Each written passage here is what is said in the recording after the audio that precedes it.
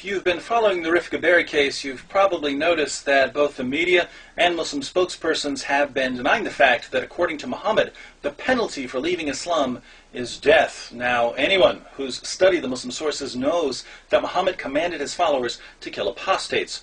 But don't take my word for this. Let me give you a quotation from one of Islam's most prominent 20th century scholars.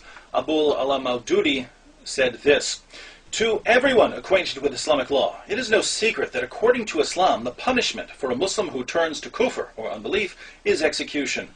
Doubt about this matter first arose among Muslims during the final portion of the 19th century as a result of speculation.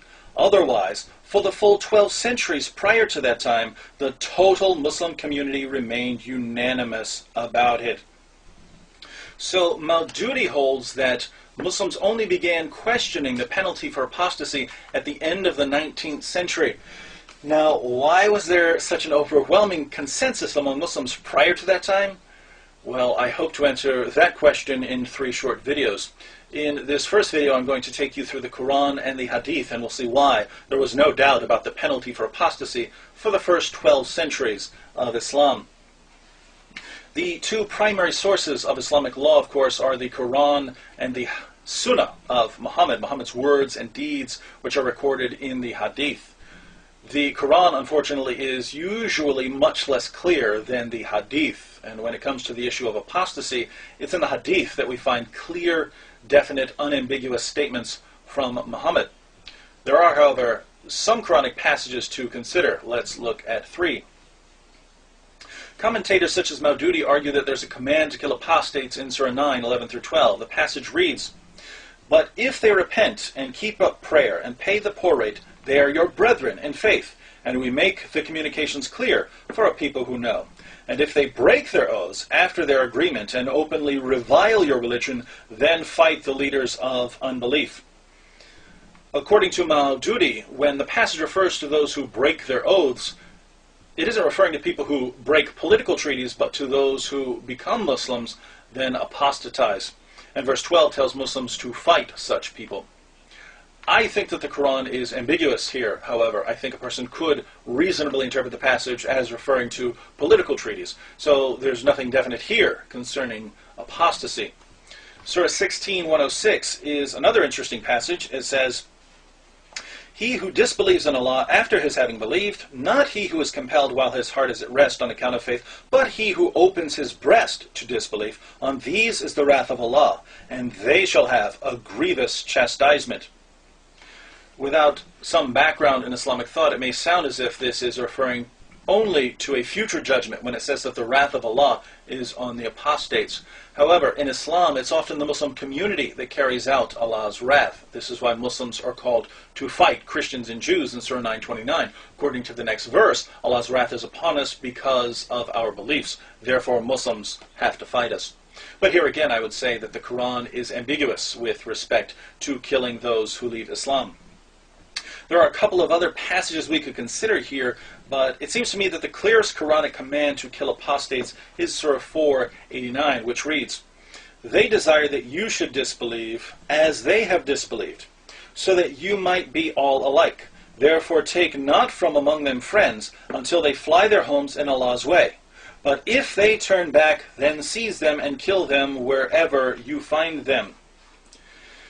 Here the Quran refers to people leaving their homes to join the Muslim community. And it goes on to say, but if they turn back, then seize them and kill them wherever you find them. This certainly sounds like a clear command to kill those who turn away from Islam. But if it's not clear enough, many reports in the Hadith leave no room for doubt. There are 6 main collections of a Hadith. I have all of them right here. So let's see what the ruling is on apostasy. In Sahih al-Bukhari 69:22, Muhammad declares, "Whoever changed his Islamic religion, then kill him." It doesn't get much clearer than that. In 69:30, Muhammad says, "During the last days there will appear some young foolish people who will go out from their religion as an arrow goes out of the game. So wherever you find them, these people who will leave Islam, kill them, for whoever kills them shall have reward on the day of resurrection." So those who kill apostates will be rewarded by Allah. In 6923, Muhammad sends Abu Musa and Muad ibn Jubal to Yemen. When Muad arrives, he finds an apostate in chains, and here's what happened. Muad asked, "Who is this man?" Abu Musa said he was a Jew and became a Muslim and then reverted back to Judaism. Then Abu Musa requested Muad to sit down, but Muad said, "I will not sit down till he has been killed. This is the judgment of Allah and His Messenger," and repeated it thrice. Then Abu Musa ordered that the man be killed, and he was killed. In 6921, we are specifically told that the penalty for apostasy applies to women as well. It says, Ibn Umar, Azuri, and Ibrahim said, a female apostate who reverts from Islam should be killed.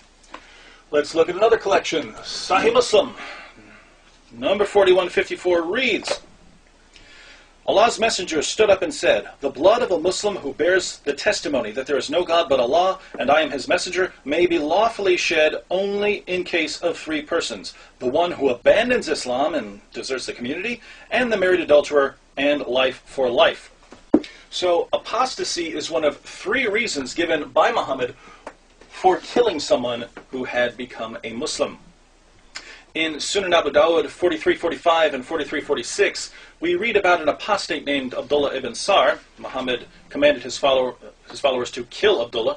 Interestingly, his followers were more merciful than he was because they knew Abdullah and didn't want to kill him. So Muhammad let him live due to the intercession of his followers, but he was very angry with them for not killing the apostate as he had commanded. In 4347, Muhammad says, when a slave runs away and reverts to polytheism, he may lawfully be killed. Turning to Sunan an-Nasai, 4025, Muhammad once said to his followers, after me there will be many calamities and much evil behavior. Whoever you see splitting away from the Jama'at or trying to create division among the Ummah of Muhammad, then kill him. For the hand of Allah is with the Jama'at, and Satan is with the one who splits away from the Ummah. In 4040, we get an interesting comment on a very horrific incident. Muslim sources tell us about a group of apostates who apparently killed one of Muhammad's shepherds and drove away his camels. When Muhammad caught them, he burned out their eyes with hot pieces of metal, chopped off their hands and feet, left them in the sun to die. In Sunan an-Nasai, someone asked Muhammad's companion Anas, was the punishment for kufr or for sin? So were they tortured and killed because they left Islam or because they killed the shepherd? Anas replied, for kufr, for unbelief. They were tortured and killed for leaving Islam. In Jami' at-Tirmidhi, 1458, we read again that Muhammad said, whoever changes his religion, then kill him. And the context for this passage is that Ali, the fourth rightly guided caliph, was burning people to death for apostasy. In Sunan ibn Majah, 2535, Muhammad says again, whoever changes his religion, execute him. Notice that we find the same thing in all 6 collections of ahadith, and we find even more when we turn to other Muslim sources. For instance, in Malik's Muwatta, we find Muhammad commanding his followers to chop off the heads of apostates. In Bayhaqi's collection of ahadith, we read, a woman named Rahman apostatized. Then the Prophet ordered that it would be better that she be offered Islam again and then repent. Otherwise, she should be executed. Bayhaqi notes elsewhere that the woman refused to return to Islam and that she was therefore executed. Notice that this was a woman. Putting all of this together, there are passages in the Qur'an which, according to Muslim commentators, command Muslims to kill apostates, and Surah 489 seems very clear on this point. But the hadith are beyond dispute. According to Muhammad himself, the penalty for apostasy is death. And we have reports of Muslims during Muhammad's lifetime executing people for leaving Islam. Now, this should be enough to settle the matter. But since Western Muslims are doing everything in their power to deceive us on this issue, we're going to consider more proof in our next video. Stay tuned.